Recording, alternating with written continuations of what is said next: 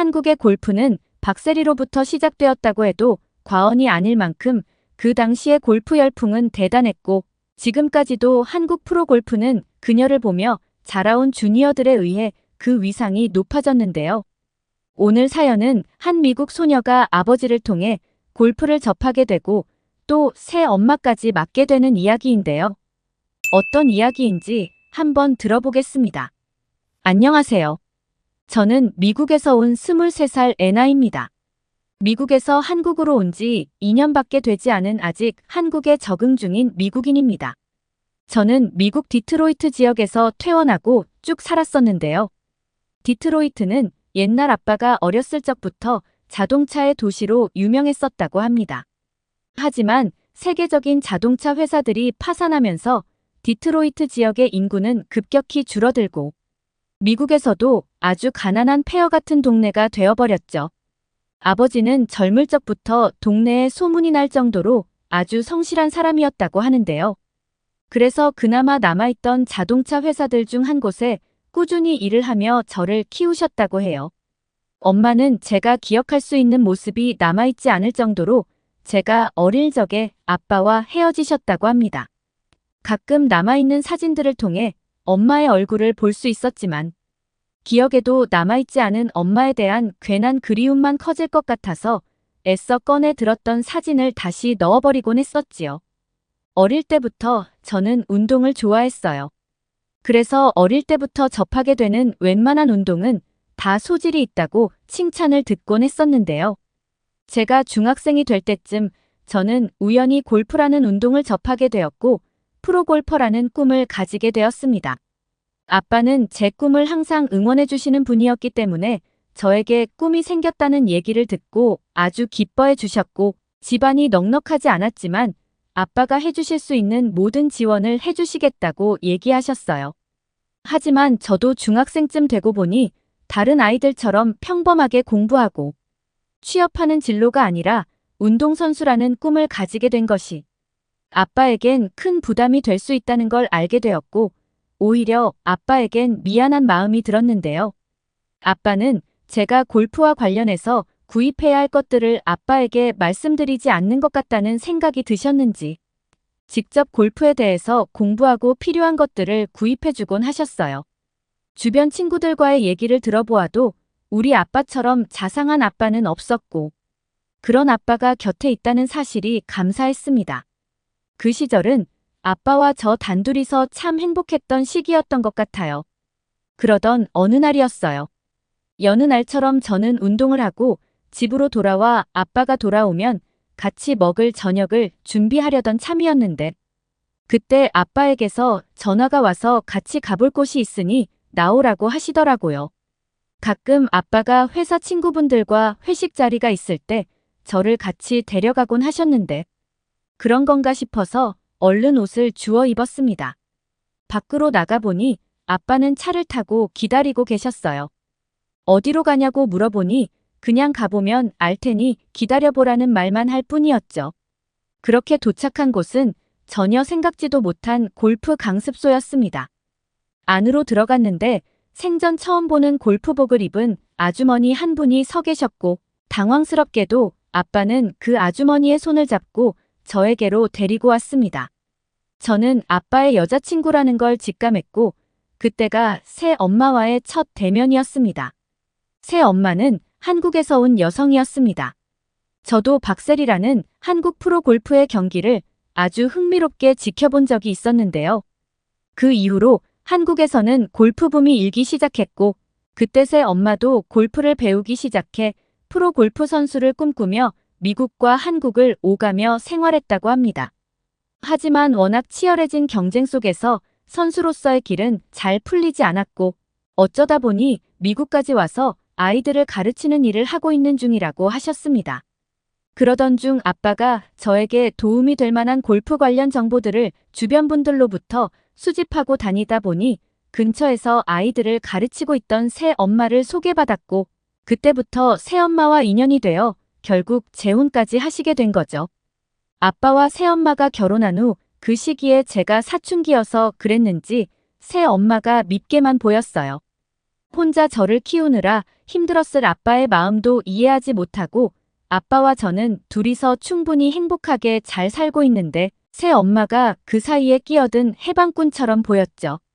새 엄마가 나타나기 전에는 학교가 끝나면 바로 집으로 돌아가서 아빠와 같이 먹을 저녁을 준비하고 아빠가 돌아오면 둘이서 오늘 있었던 일들을 이야기하는 것이 낙이었는데요. 아빠가 재혼한 이후로는 새 엄마가 기다리고 있는 집으로 들어가는 것이 불편하게 느껴져 괜히 동네 주변을 서성거리다 해가지고 아빠가 돌아올 때쯤이야 집으로 돌아갈 정도였습니다. 새 엄마가 하라는 반대로만 하고 싶었고 새 엄마는 자신에게 와서 골프를 더 열심히 배우길 바랐지만 새 엄마와 가깝게 지내게 되는 것이 두려워 피해 다니곤 했었죠. 그러다 결국은 심지어 내가 골프 선수를 꿈꾸어서 아빠와 새 엄마가 만나게 된 것 같아 골프에 대한 꿈을 가졌던 내 스스로가 미워지기까지 했습니다. 그런데 아빠와 새엄마에게 못되게 굴었던 제가 벌을 받은 걸까요? 새엄마와 결혼한 후 3년이 채 되지 않아 아빠가 시름시름 앓기 시작했는데요. 그 후 얼마 지나지 않아 폐암으로 돌아가시고 말았어요. 비록 새엄마가 제 곁을 지켜주긴 하셨지만 그때 저는 마치 세상에 혼자 남겨진 외톨이가 된 것 같은 느낌을 받게 되었죠. 아빠가 돌아가셨다는 사실에 대한 충격과 어차피 친엄마의 사랑을 받지 못한 어린 시절이었지만 그 순간만은 지금 이 순간에 친엄마가 없다는 사실이 저에게 더 큰 상처로 돌아왔습니다. 저는 그때까지만 해도 놓지 않고 있던 골프를 조금씩 손에서 놓기 시작했고 방황도 하기 시작했습니다.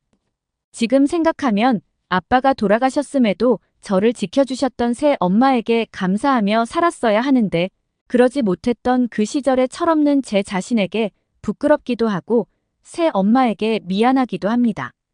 그렇게 제가 골프를 점점 손에서 놓고 나서부터 새 엄마와 저의 서먹서먹한 시간이 몇 개월 정도 지났습니다. 저의 혼란스러운 마음을 이해하셨던 건지 새 엄마는 몇 개월간 묵묵히 지켜만 보셨는데요.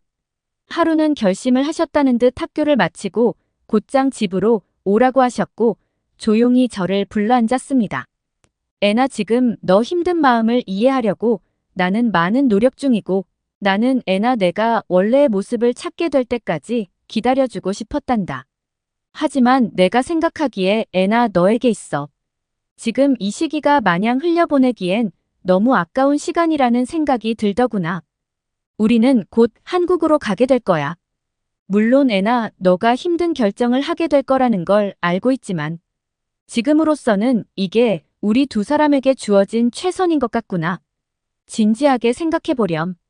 새 엄마는 저를 걱정하셨지만 사실 저의 결정은 크게 어렵지 않았습니다.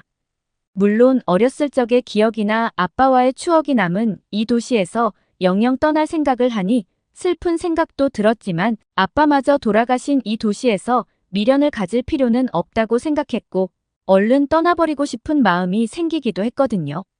며칠간의 고민 끝에 저는 새 엄마에게 한국으로 가겠다고 말씀드렸고 그렇게 저는 한국으로 오게 되었습니다. 우리는 새 엄마의 고향인 서울에 자리를 잡게 되었어요. 한국에 오기 전 새 엄마의 나라 이름도 낯선 한국에 가게 된다는 것에 대한 두려움을 가질 수밖에 없었습니다. 그래도 그중 다행인 것이 한국으로 떠나오기 전 친구들에게 한국에 대해 물어보았었는데 몇몇의 친구들이 이미 한국이라는 나라는 K-팝의 나라로 유명하다며 저에게 알려주었고 그 덕분에 몇몇 아이돌 스타들을 찾아보게 되어 한국에 대해 조금은 친근한 마음을 가지게 되었다는 것입니다. 그런데 막상 한국에 도착하고 나서는 저를 한국에 대해 친근한 마음을 가지게 해주었던 아이돌 스타들과 별개로 새 엄마가 미리 마련해둔 집까지 이동하는 길에서 저는 이미 한국이라는 나라에 빠져들고 있었던 것 같습니다. 공항에 내려서 지하철을 타고 이동하며 지하철 노선도를 보았는데 정말 빼곡하게 서울 시내에서는 갈 수 없는 곳이 없겠다 싶을 정도로 지하철 노선 시스템이 잘 되어 있는 걸 보았거든요. 누가 들으면 지하철 노선 따위로 어떻게 한국에 빠질 수 있겠냐 생각할 수도 있겠지만 미국에 있을 때는 관심도 없던 한국이라는 나라의 지하철 시스템이 내가 살던 세계 최강국 미국과 비교해서도 훨씬 나아 보였고 어린 저에게는 뭔가 선진국인 것 같다는 생각을 하게 되었거든요. 그리고 예전에 유튜브에서 중국 사람들의 시끌벅적하고 질서를 지키지 않는 성향 때문에 세계 각지의 관광지에서 골머리를 앓고 있다는 영상을 본 적이 있는데 한국도 같은 아시아 국가이니 크게 다를 것이 없다고 생각하고 있었던 터라 기대감이 너무 낮아져서 그런 이유도 있었던 것 같습니다. 한국 지하철에는 대부분의 역에 탑승객이 떨어지지 않게 막아주는 보호벽이 세워져 있었고 그 앞에서 사람들은 질서정연하게 지하철을 내리고 탔으며 일단 지하철을 탄 탑승객들은 서로에게 피해를 주지 않기 위해 조용히 매너를 지키는 모습이었죠. 그리고 지하철의 관리 상태도 잘 되어 있어서 쾌적하다는 느낌마저 들 정도였습니다. 게다가 지하철에서 내려 집으로 가기 위해서 새 엄마 마을 버스라고 부르는 조그마한 버스를 타게 되었는데요. 지하철과 버스 간의 환승이 가능하여 저렴하게 교통수단을 이용할 수가 있다는 사실에 깜짝 놀라기도 했습니다. 그렇게 저는 한국에 대한 첫인상이 좋아서 그때 이미 한국에 오길 잘했다는 생각이 들기 시작했습니다. 한국에 온 지도 벌써 2년이 되어 가네요. 저는 한국에서 새 엄마에게 꾸준히 골프를 배우고 있고 새 엄마처럼 한국 아이들에게 골프를 가르치는 일을 조금씩 시작하고 있습니다. 한국에 와서 생활하다 보니 골프가 제가 할 수 있는 일의 전부라고 생각했던 어릴 적의 좁은 생각에서 벗어나게 되어 제 나이대에 배워야 할 다른 것들도 많다는 걸 깨닫게 되었습니다. 그리고 한국의 제 나이 또래 친구들처럼 예쁜 옷이나 화장에도 관심을 가지며 예쁘게 꾸미는 데에도 관심을 가지게 되어 뭔가 무료했던 저의 삶의 활기가 생긴 느낌입니다. 오늘을 비롯 저를 한국까지 데려와 책임감 있게 키워주신 새해 엄마께 감사드린다는 말씀을 전해드리고 싶네요. 사연은 여기까지입니다. 사람을 만날 때 첫인상이 굉장히 중요하다고 하는데요. 살다 보면 어떤 사람의 첫인상이 그 사람의 마지막까지 가는 경우가 많다는 걸 느끼게 됩니다. 한국에 가게 되었는데 걱정이 안 될 수는 없네. 그러게 한국에서 무슨 일이라도 당하는 거 아니야? 일본과 비교해서 위험한 것은 사실이니까 지상 연락망 구축하고 여행자 보험도 비싼 걸로 들어와야겠어.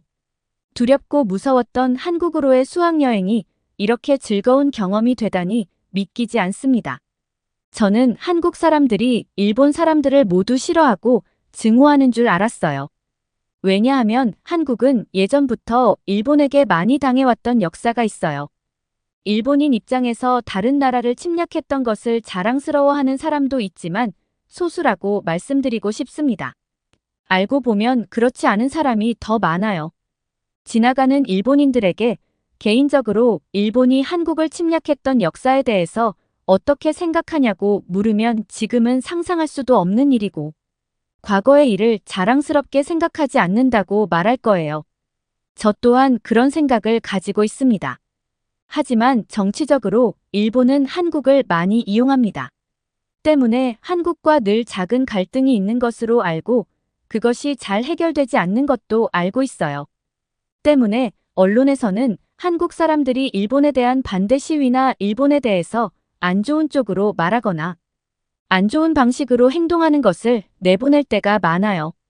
그런 뉴스들을 보면서 한국에 가게 된다면 조심해야 될 것들이 있다고 생각하게 되었고 많은 사람들이 실제로 한국에 여행도 잘 다녀오고 안전하게 오고는 하지만 한국에서 일본인이 관광을 갔다가 피해를 보는 사건이 보도되기도 하기 때문에 완벽하게 안전한 곳은 아니라는 생각을 가지고 있었습니다. 그리고 주변의 친구들도 한국이라는 나라에 대한 문화를 동경하고 실제로 한국어를 공부한다던가 언젠가는 한국에서 살아보고 싶다고 말하는 친구들이 많아요.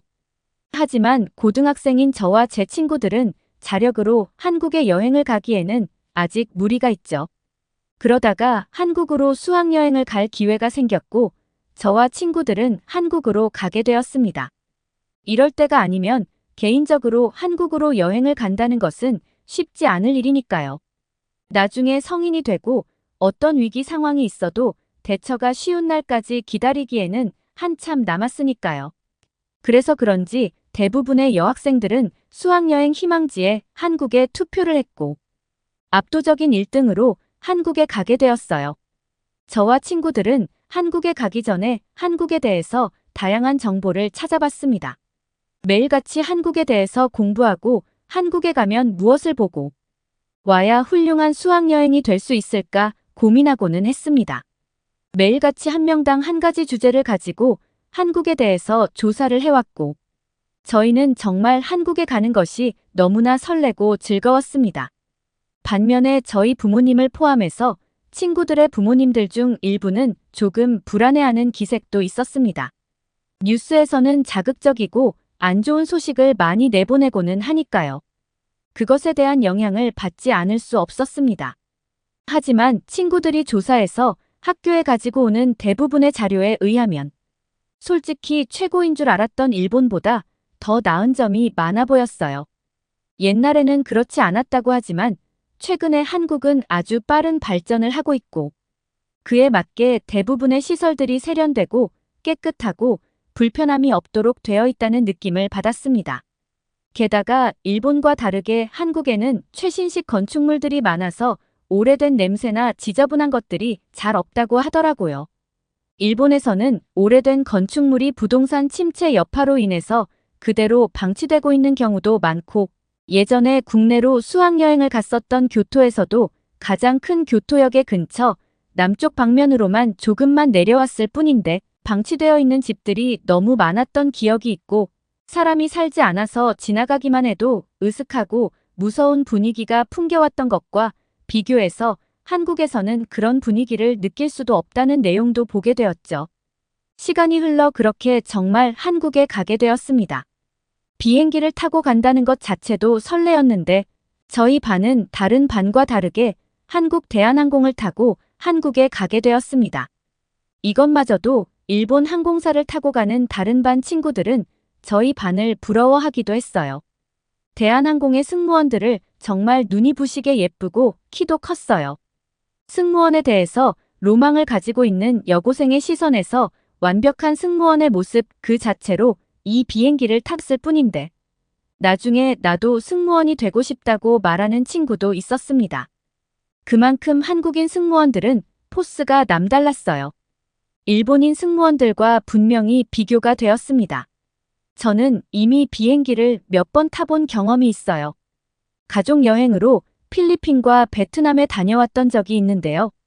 그래서 저는 몇몇 국제공항들을 경험했던 기억이 있는데 한국의 공항은 제가 봐왔던 공항들 중에 가장 세련되고 가장 멋지고 무엇보다도 처음 가는 곳이어도 공항 내에서 헤매거나 어려움을 겪는 일은 없었어요. 선생님의 통솔이 있기는 했지만 만약 선생님이 계시지 않았다고 하더라도 어려워 보이지 않았습니다. 이미 저와 친구들이 조사해왔던 자료에 의하면 인천공항은 정말 손에 꼽히는 최고의 국제공항이며 그에 맞는 수상 경력도 여러 차례 있다고 알고 있었는데 제가 그런 평가를 내릴 수 있는 전문가는 아니었지만 그럼에도 불구하고 한눈에 왜 여기 한국의 공항이 그런 상을 휩쓸었는지 알 수 있었습니다. 일본의 오래된 공항들은 그냥 지하철 터미널과 다를 바 없다는 느낌을 받은 것과 대조되게 굉장히 멋지고 여행에 대한 설렘을 가져다주는 멋진 곳이라는 감탄을 내뱉게 되었습니다. 그리고 저희는 단체로 입국 수속을 마치고 단체로 교복을 입고 인천공항 입국장을 나왔습니다. 수많은 사람들이 공항이 붐비고 있었고 많은 사람들은 저희가 일본에서 수학여행 온 학생들인 것을 알고 손을 흔들며 인사해주는 사람들도 많았습니다. 한국 사람들 중에 일본에 대해 나쁜 감정을 가지고 있는 사람들이 있다는 내용은 여러 차례 보도가 되었고 그런 것들 때문에 솔직히 무서웠던 면도 없지 않았는데 손을 흔들어주는 따뜻한 한국 사람들의 미소와 환영에 그런 두려움이 싹 날아가는 듯 했습니다. 심지어 저희한테 같이 사진 찍어도 되냐고 다가와 주었던 젠틀한 사람들도 있었어요. 그리고 그 사람들은 일본어로 한국에 온 걸 환영한다고 말해주었어요. 한국 사람들이 일본어로 그렇게 말해주니 너무나 귀여워 보였고 또 한 번 고마움을 느꼈습니다. 그렇게 첫 인상부터 100점 만점에 200점을 주고 가는 한국 사람들이었습니다. 그리고 너무나 좋았던 경험들이 많아요. 서울을 포함해서 서울 근교의 다양한 관광지와 여행지를 단체로 다니면서 저희는 뭔가 한국 사람들의 보살핌을 받는다는 느낌을 받았거든요. 일본에서는 학생이라면 당연히 어른들에게 깍듯이 대하고 어른들이 한 말씀 하시면 그 이야기를 듣고 따라야 하는 뭔가 옛날 분위기의 모습이라면 한국에서는 뭔가 더 자유로운 기분이 들었어요. 그리고 일본에서는 학생들이 이렇게 다니면 귀찮아하는 경향이 있는데 여기 한국 사람들은 그렇지 않았어요. 일본에서 관광을 온 저희한테 관심을 주는 경우가 많았어요. 놀이공원에 갔을 때 저희가 일본 사람인 걸 알고 앞쪽에 줄을 서 있던 한국 사람들이 일본어로 말도 걸어주었고 제 친구 중에 한국어에 관심이 많아서 한국어로 말을 시도해보는 친구도 있었어요. 그리고 그 친구가 일종의 통역사 역할처럼 이것저것 한국 사람들과 대화를 많이 할 수 있었습니다. 1시간 넘는 롤러코스터 대기줄에도 한국 사람들과 대화하면서 줄을 기다리느라 그 1시간이 정말 빠르게 지나갔던 기억이 있습니다. 더 놀라운 점은 한국 사람들이 저희한테 대화를 걸어오는 주제 중에는 무거운 주제는 단 하나도 없었습니다. 어른들끼리 흔히 아는 역사 관련, 전쟁 관련, 원자력 발전소 관련 듣기 싫고 무슨 말인지도 모르는 지겨운 주제는 하나도 없었어요. 일본 어디서 왔냐고 묻거나 나고야에서 왔다고 하니 나고야는 어떤 곳이냐며 궁금해하는 사람, 어떤 사람은 나고야 아쿠아리움에 가봤다고 반가워하는 사람도 있었어요. 나고야에는 한국 사람이 없다시피 해서 나고야에 오는 한국인이 아예 없는 줄 알았는데 너무나 반갑기도 했습니다. 적대적인 한국인을 만날까봐 걱정했지만 실제 한국에 와보니 그런 우려는 정말 기후에 불과했던 것이라는 생각이 들었습니다. 그렇게 즐겁고 안전한 분위기 속에서 놀이공원을 뛰어다니며 즐기고 있었습니다. 그렇게 놀이공원에서 신나게 뛰어다니다가 그만 발을 헛디뎌 넘어졌는데요. 넘어지면서 괴상한 소리를 냈기 때문에 많은 사람들이 제가 넘어지는 것을 봤을 거예요. 친구들은 옆에서 괜찮냐고 물어보고 있지만 창피한 마음이 컸어요. 아픈 걸 꾹 참고 일어나려고 하는데 무릎이랑 손바닥이랑 안 따갑고 안 아픈 곳이 없었어요. 마침 옆에 있던 벤치로 가서 상태를 살펴보는데 저기 멀리서 대학생으로 보이는 한국 사람들이 저희에게 다가왔어요. 그리고 저를 근처에 의무실로 데려다 주었습니다. 의무실까지 가는데 역시나 보살핌을 받는 느낌이었습니다. 저희가 한눈에 봐도 일본 사람인 걸 눈치챈 듯 했고 혹시라도 의무실이 있는데 외국인 입장에서 그런 시설을 이용하는 것을 어려워할까봐 도와주려고 왔다고 했어요. 역시나 한국에서는 학생들을 배려해주고 보살펴줘야 되는 입장으로 생각해 주시는 듯 했습니다. 일본 사람들보다 대부분의 한국 사람들이 덩치도 크고 키도 훨씬 큰데 더 세심한 모습들이 보였어요. 큰 덩치에 안 어울리게 세심한 모습에는 감동이 있었다고 할까요? 저랑 친구들은 나중에 일본에 돌아와서 다들 이런 느낌을 받았다고 공감하기도 했거든요. 일본 뉴스에서 일본인 관광객이 한국에서 불미스러운 일을 겪었던 것들을 보도하고는 하지만 정말 그런 일을 잘 일어나지 않는 일에 불과했다고 확신할 수 있어요. 왜냐하면 저와 친구들이 이번 한국 수학여행에서 느낀 점은 너무나 좋은 사람들이 많다는 것을 느꼈거든요. 반대로 일본에 왔던 한국인 여행객이 일본에서 아무런 불미스러운 일을 겪지 않고 갔을 리도 없는데 그런 점은 일체 보도되지 않거든요. 하지만 저희는 모르지만 분명히 한국인 여행객들도 일본에 와서 불미스러운 일을 겪은 경험이 있을 테고 운이 없는 일본인 관광객이 한국에 와서 불미스러운 일도 겪을 수도 있는 것이니까요. 게다가 그 빈도는 몇 달에 한 번 보조될 만큼 빈도도 매우 낮고요. 게다가 잘 생각해보면 한국에서 아주 큰 사고를 당한 일본인도 별로 없는 것 같아요. 뉴스에서 가끔은 저희 같은 학생들이 오해할 만한 소식들을 전해주는 것에 대해서 섭섭한 마음까지 들었습니다. 또 한국 식당에서 기분 좋았던 경험이 있는데요. 일본 식당에서는 손님이 음식에 대해서 조금이라도 커스텀을 요구하면 그에 맞는 비용을 추가로 받고는 합니다. 심지어 맵기 조절을 부탁해도 그런 요구에 맞게 비용이 책정됩니다. 어떤 사람들은 작은 것 하나하나의 비용을 책정하는 것이 합리적이라고 하는 사람들이 있지만 저는 그렇게 생각하지 않아요. 정말 아무것도 아닌 후추를 반 스푼 추가해도 돈을 더 받는다는 게 어떻게 보면 너무하지 않나 싶을 때가 있거든요. 반면에 한국에서는 이렇게 인정 없지 않았습니다. 많은 일본 학생들이 한국에 오면 꼭 떡볶이를 찾습니다. 하지만 일본 사람 입에는 매운 편이기 때문에 부담스러운 면도 없지 않아 있죠. 한국의 엽기 떡볶이라는 유명한 체인점을 찾았고 떡볶이 주문을 했습니다. 한국 사람은 아닐지라도 일본 사람 입장에서는 매운맛으로 유명한 곳이다. 가장 순한 맛을 주문하고 긴장하고 있었습니다. 그때 한국인 점원이 저희한테 다가오더니 순한 맛도 매울 수가 있는데 더 안 맵게 해주면 좋겠냐고 하더군요. 정성스럽게 번역기로 번역을 돌려서 완벽한 일본어 문장으로 보여주었습니다. 너무 고마웠습니다. 저희는 긍정의 의미로 고개를 아주 적극적으로 힘차게 위아래로 끄덕였어요. 그리고 추가 비용도 받지 않았습니다. 주방에서는 저희 입맛에 알맞은 맵기로 조절해 주셨고 너무나 맛있게 먹었던 경험이 있어요. 한국 사람들의 따뜻한 마음씨는 너무나 감사했고 그리고 한국을 돌아다니면서 저희가 본 것들 중에 많은 생각을 들게 했던 것들이 더 있는데요. 한국의 공중 화장실은 너무나 쾌적하고 좋았습니다. 일본에서는 관광지 화장실이라면 사실 기대를 하지 않는 편인데 한국은 화장실이 유난히도 청결하고 깨끗했습니다. 심지어 최신 건물 화장실에 가면 이게 호텔방인지 화장실인지 모를 정도로 너무나 분위기마저 좋았어요. 한국은 공중 화장실을 잘 관리하는 것이 중요하다고 생각한다고 하던데 관리해봤자 얼마나 잘 관리가 되겠냐 싶었거든요. 왜냐하면 수많은 사람들이 용변을 해결하러 오는 곳이고 필연적으로 악취와 지저분한 것들이 묻어날 수밖에 없는 곳이잖아요.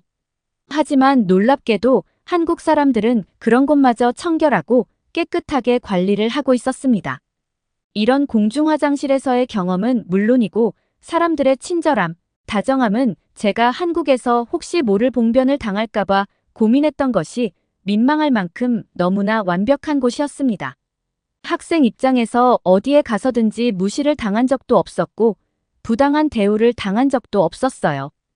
역시나 한국은 최고의 나라 중 한 곳이라는 생각이 들었던 너무나 기분 좋은 나라였습니다. 한국은 정말이지 모두에게 꼭 가보라고 추천해주고 싶습니다. 치코에 있는 한 자동차 정비소. 그곳의 벽 한켠에는 아시아에서 찍은 듯한 여행 사진이 큼지막하게 걸려 있습니다. 정비소의 사장은 오래전부터 중국에 열광하던 체코 남성이었는데요. 그런데 놀랍게도 사진 속의 장소는 중국이 아닌 한국이었습니다. 중국 때문에 가게 된 아시아 여행에서 오히려 한국에 감동하고 돌아왔다고 하는데요. 과연 그는 아시아 여행에서 무슨 일이 있었던 걸까요? 안녕하세요. 세고 작은 동네에 있는 자동차 정비업소에서 일하고 있는 30대 청년입니다. 일하기도 싫고 따분한 오후네요. 몇 년 전 중국과 한국에서 겪었던 신기한 일에 대해 글을 몇 자 적어봅니다. 이 이야기는 몇 년 전 중국 여행을 가면서부터가 시작인데요. 저는 원래 자연 경관을 보러 이곳저곳 여행 다니기를 좋아하는 사람이었습니다. 그래서 중국을 검색해 보았어요. 중국을 검색하니 나타나는 크고 웅장한 자연 경관과 건축물은 감히 경이로웠죠. 그 앞에 가만히 서 있으면 마치 압도되는 듯한 느낌을 받을 것 같았어요. 제 경험상 말이죠. 전 그런 느낌을 참 좋아합니다. 수많은 시간 동안 축적되어 온 자연 나름의 무게감 같은 것 말이죠. 그래서 전 그렇게 꿈꾸던 중국 여행을 떠나게 되었습니다. 하지만 단연코 마냥 좋지만은 않은 여행이었어요. 여러 가지 이유가 있지만 결정적으로는 사람에게서 느끼는 불편함이 컸던 것 같아요. 지금 생각해보아도 정말이지 가안이지만 중국 사람들은 정말 어마어마했습니다. 예를 들면 음식점에서 가게 주인장이 아무런 죄책감 없이 상한 음식을 팔았어요. 저는 그걸 잘못 싸먹고 탈이 나는 바람에 한동안 고생해야 했죠. 그것뿐만 아니었어요. 위생 상태는 솔직히 말하지 않아도 다들 잘 아실 것 같네요. 알아보니 워낙 유명하더라고요. 그리고 갓게임에도 불구하고 실내에서 담배를 피우는 사람들이 너무 많았어요. 비흡연자로서 너무 힘들더군요. 심지어 밤에는 길거리 아무 곳에서나 보리를 보는 사람들을 심심치 않게 볼 수 있었답니다. 물론 큰 거, 작은 거 가리지 않고 말이죠. 이런 불편함을 느끼는 경우는 정말 다반사였어요.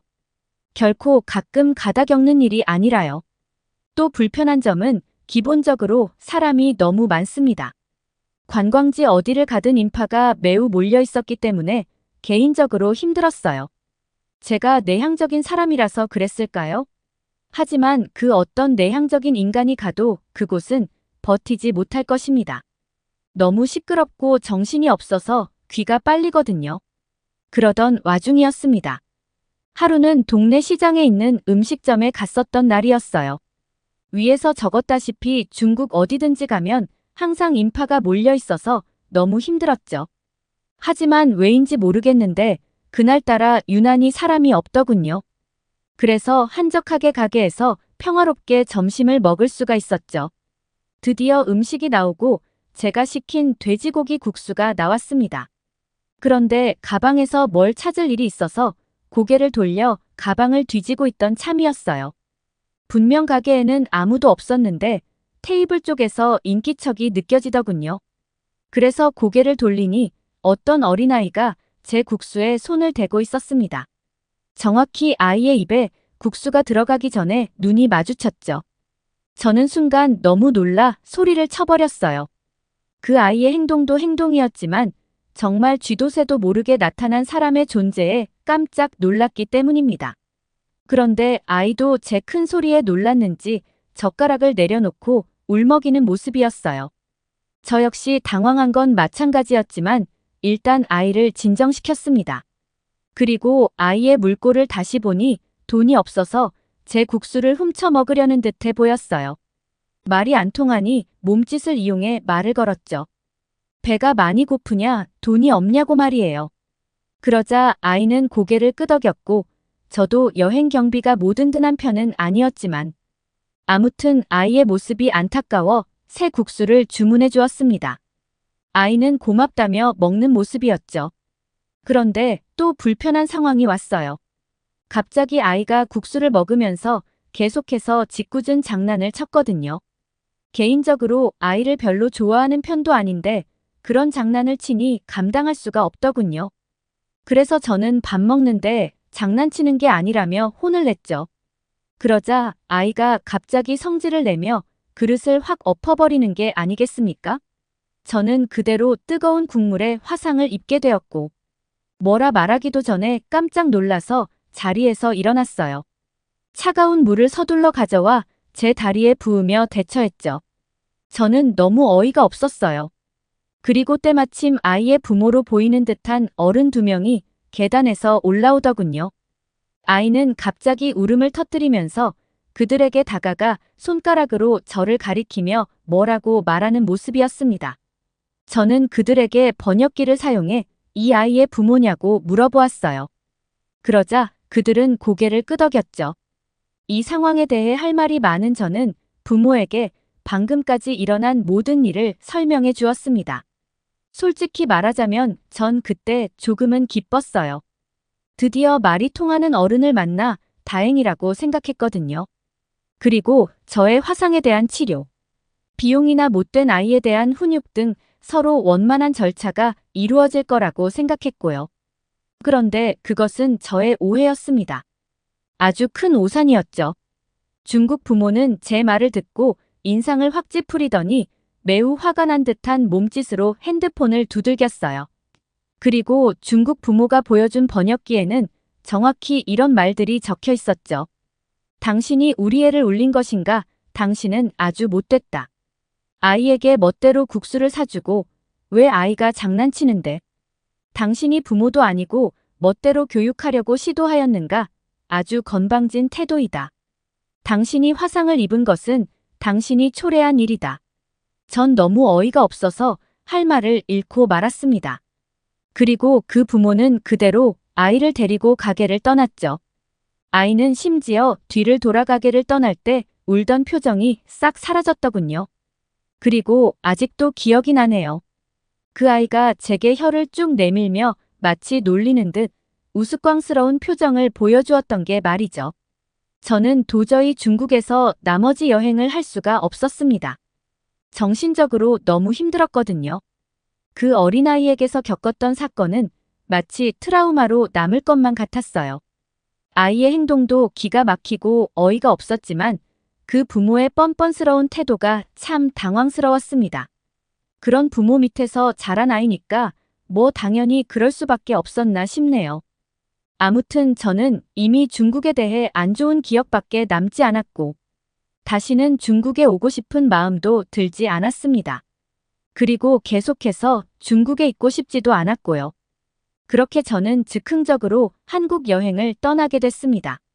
한국에 오면 꼭 산속에 있는 절에 들러야 한다고 하더군요. 마음이 편안해진다고요. 당시 심적으로 너무 지쳤던 저에게 딱인 듯 하였죠. 그렇게 저는 강원도 산속에 있는 한 대형절에 가게 되었습니다. 그곳은 한국에서도 유명한 절인 건지 외국인인 저 말고도 한국인 관광객들이 굉장히 많았던 걸로 기억해요. 하지만 그들은 중국 관광객들과는 전혀 달랐죠. 소란스럽게 하지도 않았고 민폐스러운 행동도 하지 않았어요. 일단절로 가는 그 편안한 분위기가 너무 마음에 들었습니다. 무엇보다 절까지 올라가는 산의 길이 너무 평화롭고 좋았죠. 가족들의 화기애애한 수다 떠는 소리, 푸른 숲속 울창한 나무 사이로 비치는 햇살 모든 게 완벽했습니다. 무엇보다 그 정신병 걸릴 것 같은 중국인들의 하이톤, 목소리와 고래고래 소리 지르는 진상 관광객들이 없어서 좋았던 것 같아요. 한국에서 특히 절에 오기 정말 잘했다는 생각이 들었습니다. 너무 힐링되는 순간들이었고 행복했죠. 그런데 갑자기 절에 오르던 중이었습니다. 갑자기 누군가 제 종아리를 툭 건드렸죠.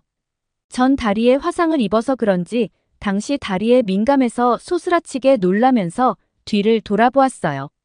하지만 제 시야에 닿는 곳엔 아무도 없었죠. 그런데 아래에서 이상한 소리가 들리길래 소리의 진원지를 찾아보니 고개를 내려야만 만날 수 있는 사람이 있었습니다. 바로 3살배기 아주 어린 꼬마였죠.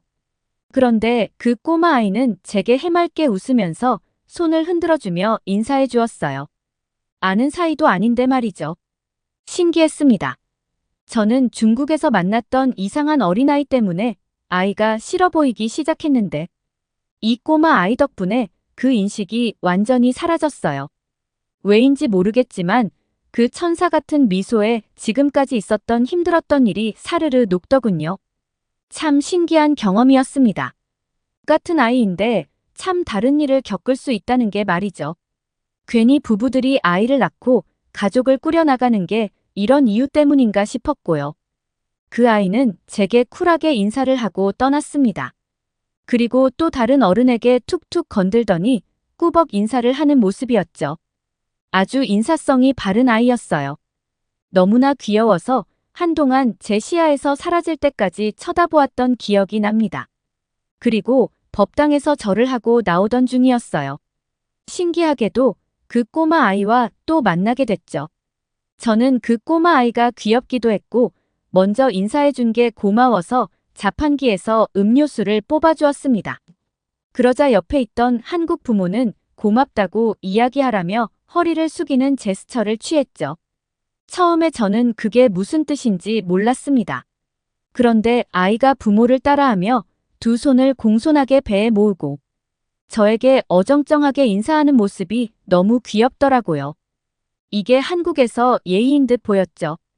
그런데 실수로 아이가 허리를 숙이면서 그 아이의 손에 들고 있던 음료수가 쏟아지면서 제 신발이 다 젖고야 말았습니다. 그 누구도 예상 못했던 시나리오였기 때문에 저는 물론 그 아이의 부모도 깜짝 놀랐죠. 하지만 제가 무슨 말을 꺼내기도 전에 아이의 부모는 휴지와 물티슈를 저에게 건네어주고 미안하다며 계속해서 사과해 주었어요. 순간 저는 중국에서 있었던 일이 주마등처럼 스쳐 지나갔죠. 저희들의 반응을 보며 어찌 보면 이게 당연한 건데 중국에서 있었던 일은 다시 생각해도 정말 최악이었다는 생각이 들었어요. 하지만 전 오히려 부모가 너무 미안해하니 괜찮다고 웃어 보였죠. 아이는 아무것도 모르는 똘망똘망한 눈으로 쳐다보는데 오히려 너무 사랑스럽더라고요. 마지막엔 그들의 부모가 세탁비라고 돈을 주고 갔습니다. 아이는 그때도 제게 마지막 인사를 하며 떠났는데 정말이지 귀여웠답니다. 신기하게도 그런 일이 있었지만 어째서인지 기분이 하나도 나쁘지 않았어요. 오히려 귀여운 기억이었죠. 그들의 부모가 너무 대처를 잘해주어서 그랬던 것도 있었던 것 같아요. 그들의 사과는 어느 한 구석도 나무랄 데가 없는 완벽한 사과였거든요. 아무튼 저는 그렇게 기분 좋게 한국 여행을 마칠 수 있었습니다. 지금쯤 그 아이는 아마 초등학교에 입학했을지도 모르겠네요. 어떻게 지내고 있을지는 모르겠지만 건강하게. 그리고 그때와 같이 인사성 밝은 모습으로 잘 지내고 있기를 바랍니다. 끝까지 시청해주셔서 감사합니다. 더욱 더 좋은 영상으로 찾아뵙겠습니다.